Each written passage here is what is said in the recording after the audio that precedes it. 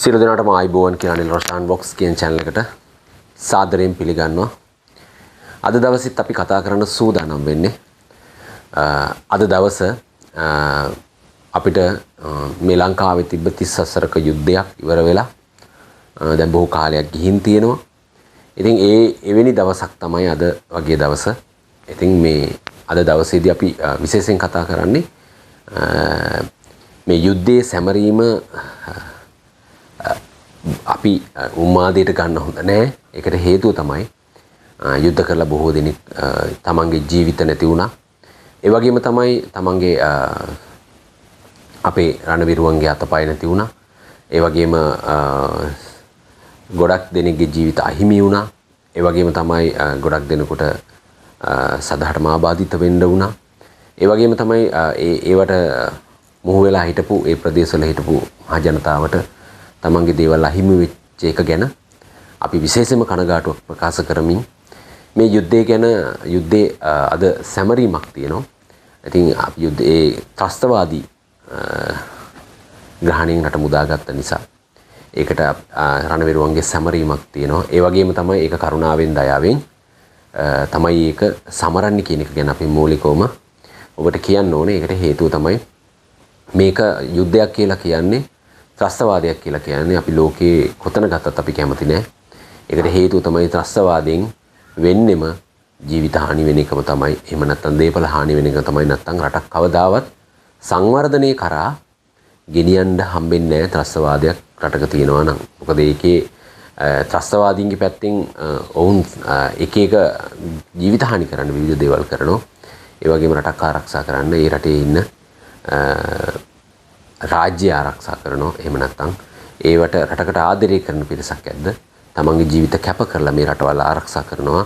ඒ වගේ දෙයක් තමයි අපේ රටේ සිදු වුණේ කියන එක ගැන අපි මුලින්ම කතා කරමින් ඇත්තටම යුද්ධයක් නැවත මේ රටේ නොවේවා කියන ප්‍රාර්ථනාව අපි තියාගත යුතුයි.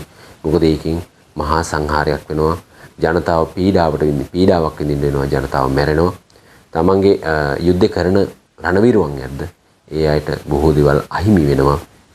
ඒ නිසා අපි කැමති වෙන්න හොඳ නෑ කවදාවත් නැවතත් යුද්ධයක් ඇති වේවා කියන අදහස අපේ කොයි කෙනෙකුවත් තියෙන්න හොඳ නෑ. කිසිම හේතුවක් මත කිසිම දවසක යුද්ධයක් නොපවතිවා කියන අදහසින් තමයි අපි අපේ සිතුවිල්ල අපිට තියෙන්න ඕනේ. ඉතින් ඇත්තටම බොහෝ කාලයක් තිස්සේ මේ යුද්ධය ගිහිල්ලා එකල පැවති රජය ඒවට රණවිරුවෝ එක එකතු වෙලා එවර නායකයෝයි රණවිරුවෝයි ඒ හිටපු නිලධාරි හැමෝම එකතු වෙලා මේ යුද්ධ දිනා මේ යුද්ධ ඉවර කළා.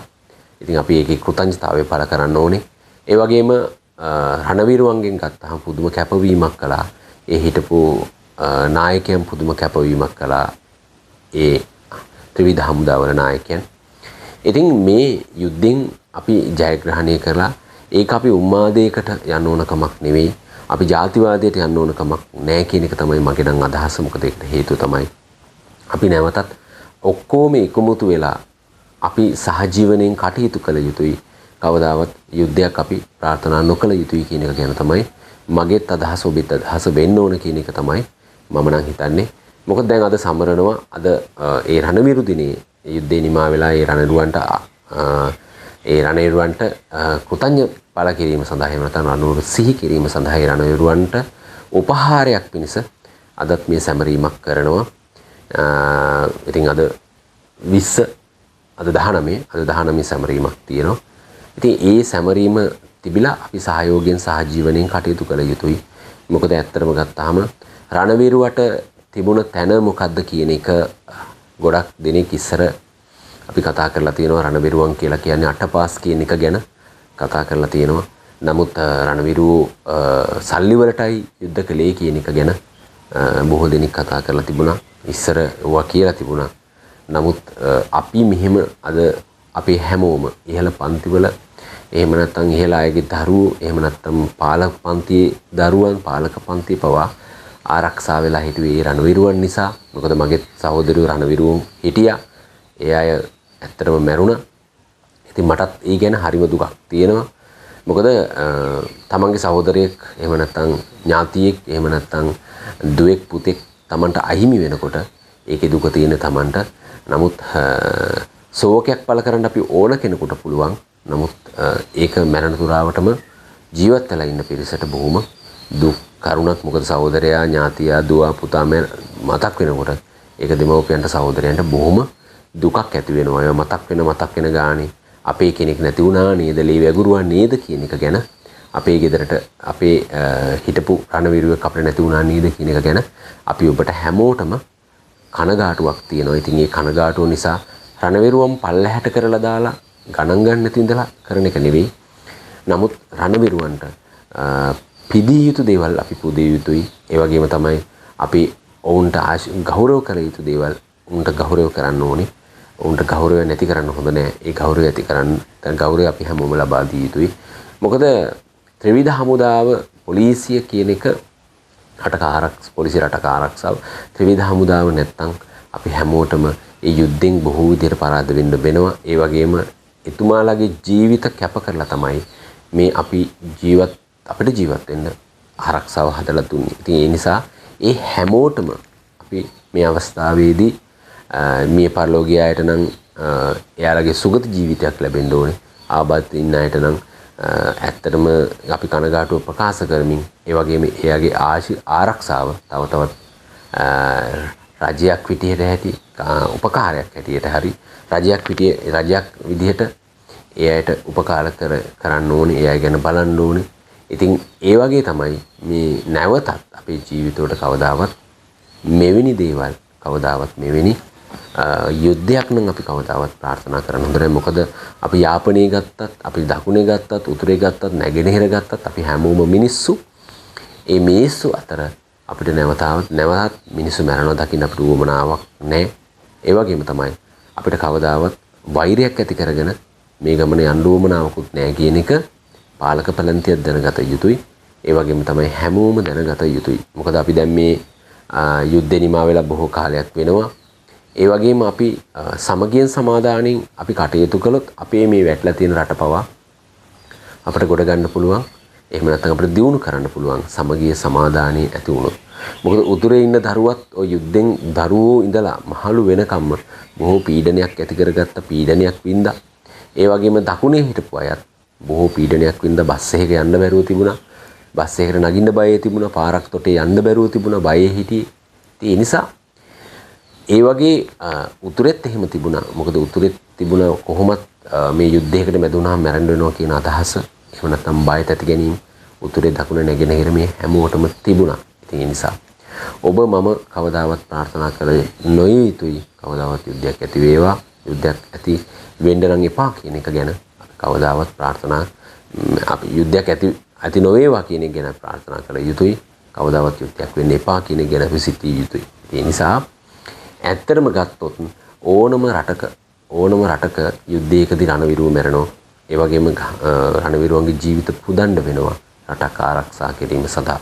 ඕනම ලෝකෙ ගත්තොත්, අද ඉන්දියාව ගත්තොත් එහෙම ඕන ෆිල්ම් එකක් බැලුවොත් එහෙම, ඒ රණවිරු ෆිල්ම් එකක් බැලුවොත් එහෙම මුළු ඉන්දියාවට ජීවිතේ කැප කරලා තියෙන සිද්ධි ඕන තරම් තියෙනවා. ඉතින් ඒ වගේ අපේ රටෙත් ඕන තරම් තියෙනවා. හසලක ගාමිණී වගේ චරිත ගත්තට පස්සේ ඒ චරිත වලින් රට ආරක්ෂා කරන්න, ප්‍රදේශ ආරක්ෂා කරන්න මොන තරම් කැපවීමක් කළාද කියන එක ගැන අපි සිතිය යුතුයි. ඒ නිසා අපි බෞද්ධ පිරිසක් හැටියට අපි කාරුණික විය යුතුයි. එහෙම නැත්නම් අපි මෛත්‍රී පැතිය යුතුයි. මෙවැනි කවදාවත් සෑම දෙනාම මිනිස්සුયો, ඒ වගේම සෑම දෙනාම ජීවත් විය යුතුයි. සෑම දෙනාම මේ අන්තවාදය වලින් මිදිය යුතුයි කියන අදහස අපි තිබිය යුතුයි. ඒ වගේම තමයි අන්‍ය ආගමික ගත්තත් අපි මේ යුද්ධවලට කවදාවත් පැටල නොවේවා. මේ යුද්ධ නම් අපිට එපා කියන අදහස තිබිය යුතුයි. ඒ නිසා අද මේ සමරන රණවිරු එහෙම නැත්නම් යුද්ධ නිමා වෙලා රණවිරුවන්ට උපහාරයක් හැටියට සමරන එක ඇත්තටම උපහාරයක් වේවා. ඒ වගේම මේ රණවිරුවන් ආරක්ෂා වේවා. ඒ වගේම ಜಾති ભેද කුල මල ભેද වලින් තොරව සෑම දිනකටම ආරක්ෂාවක් වේවා. ඒ වගේම සෑම දිනාගේම ජීවිත ආරක්ෂා වේවා. ඒ වගේම තමයි සියලු දෙනා සතුටින් සමාදානෙන් සහජීවනයෙන් කටයුතු කරන්න ලැබේවා. ඒ වගේම අපි බෞද්ධ හැටියටත් අපි එසේම හිතන්න ඕනේ. අන්න මුස්ලිම්, කැතලික්, ඒ වගේම හින්දු මේ සෑම දෙනාගේම ප්‍රාර්ථනා විය යුත්තේ කවදාවත් මේ රටේ යුද්ධයක් ආයත් නැවතත් කවදාවත් නොඒවා කියන අදහසින් ඒ වගේම සිතින්ම ප්‍රාර්ථනා කළ යුතුයි කියන එක ගැන තමයි මම අද මේ වීඩියෝ එක කරන්න සූදානම් වුණේ. ඉතින් ඔබ දන්නවා යුද්ධේ කාලේ හිටපු පිරිසක් හැටියට නම් ඒවට මුණ දුන්න පිරිසක් හැටියට නම් කොච්චර බයතරි ගැනීමක් අපේ ජීවිතවල තිබුණාද? ඒක දකුණේ විතරක් නෙමෙයි උතුරෙත් එහෙම තිබුණා. අපි හැමෝටම එහෙම තිබුණා. ඉතින් ඒ නිසා අපි බයතට ගැනීමක් නැතුව මේ දැන් මේ පාරේ බහැලා යන්නේ. අපි පාරේ බහැලා මේ යන්නේ. අපි ගමන් යන්නේ. අපි දන්නවා අපිට මේ පැත්තෙන් ආරක්ෂාවක් තියෙනවා කියන එක. ඒ නිසා ඒ සෑම දෙනාගේම ජීවිත අපිට ආරක්ෂා කරලා දුන්නේ අපේ ත්‍රිවිධ හමුදාව. එහෙම නැත්නම් ඒ සෙන්පතිවරු, එහෙම නැත්නම් ඒ පාලනය කරපු අය කියන එක ගැන අපි සිහිපත් කරමින් අපි මේ වීඩියෝ ඉවර කරනවා. ඒ නිසා සියලු දෙනාටම යහපතක් වේවා, සහජීවනයෙන් ජීවත් වෙන්න කටයුතු කරගන්න ලැබේවා කියන එකත් කියමින් සියලු ත්‍රිවිධ හමුදාවට සියලු දෙනාටම ඒ අපේ මේ රට ආරක්ෂා කරපු අපිව ආරක්ෂා කරපු හැම දෙනාම ආරක්ෂා කරපු සියලු සෙන්පතියන්ටත් ආශිර්වාදයක්ම වේවා. තිරුවන්ගේ ආශිර්වාදය ලැබේවා. සියලු කරන්නා වූ දේවල් සාර්ථක කරගන්න ලැබේවා. පාලකයන්ටත් යහපතක් වේවා කියන එක තමයි අපි අද ප්‍රාර්ථනා සියලු දෙනාටම ආයුබෝවන්.